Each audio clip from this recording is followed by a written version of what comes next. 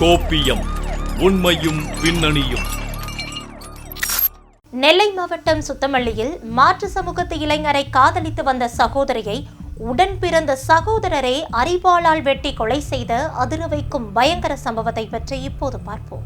பட்டப்பகலில் பொதுமக்கள் முன்னிலையில் சாலையில் ரத்தம் பீரிட அரிவாளால் காதல் ஜோடிகள் வெட்டி சாய்க்கப்பட்ட ஆணவ படுகொலைகள் குறைந்துவிட்டது.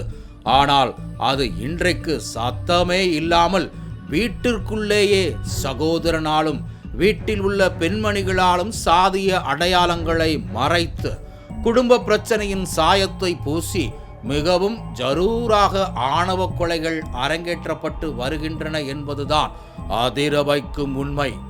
இதனை வெளிச்சம் போட்டும் காட்டும் விதமாக நெல்லை மாவட்டம் சுத்தமல்லி மேல கிராமத்தில் நடந்திருக்கும் ஆணவ கொலை பலரையும் அதிர வைத்துள்ளது.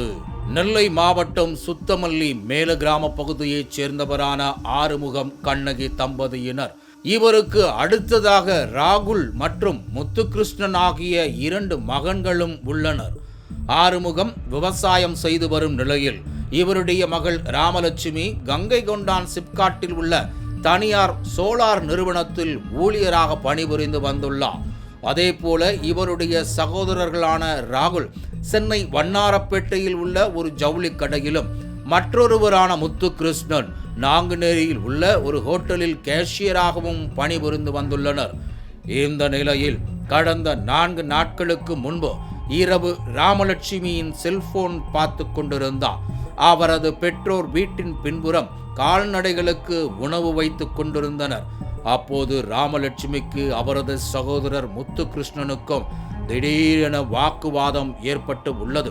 இதில் ஆத்திரமடைந்த முத்துகிருஷ்ணன் ராமலட்சுமியை வீட்டில் இருந்த அரிவாளால் சராமாரியாக வெட்டியிருக்கிறார். அதில் பலத்த காயமடைந்து இரத்த வெள்ளத்தில் சரிந்த ராமலட்சுமியின் அலறல் சத்தம் கேட்டு ஓடி வந்து பார்த்தபோது ராமலட்சுமி இரத்த வெள்ளத்தில் கிடந்துள்ளார்.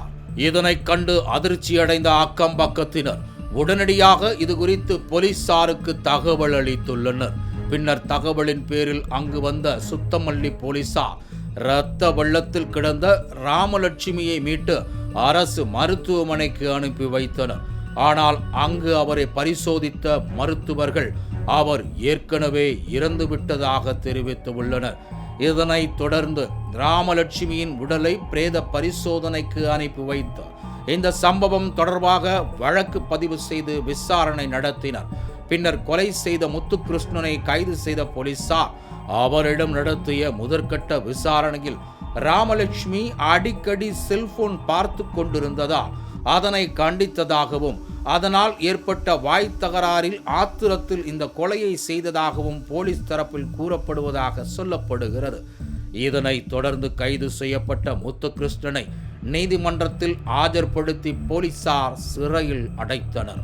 ஆனால் இந்த கொலையின் உண்மையான பின்னணியோ ராமலட்சுமி மாற்று சமூகத்தைச் சேர்ந்த இளைஞரை காதலித்து வந்ததை கைவிட மறுத்ததாலேயே வெட்டி கொலை செய்யப்பட்டிருப்பதாகவும் அதனை மறைக்க இப்படி ஒரு நாடகமாடுவதாகவும் கூறப்படும் நிலையில் இந்த விவகாரம் பெரும் அதிர்ச்சியையும் சர்ச்சையையும் ஏற்படுத்தியிருக்கிறது. சாதிய வேற்றுமையால் அரங்கேறும் இதுபோன்ற ஆணவ கொலைகளுக்கு முற்றுப்புள்ளி வைக்க வேண்டியது காதலிப்பவர்களை நினைத்தால்தான் முடியும் என்ற சூழ்நிலை உருவாகி உள்ளதை மறுக்க முடியாது. அரசாங்கமே கலப்பு திருமணங்களுக்கு ஆதரவளித்தாலும் கூட தங்களுடைய குழந்தைகளின் எதிர்காலம் குறித்து பெரிதாக கனவு காணும் பெற்றோர்கள் அதனை ஏற்பது கிடையாது.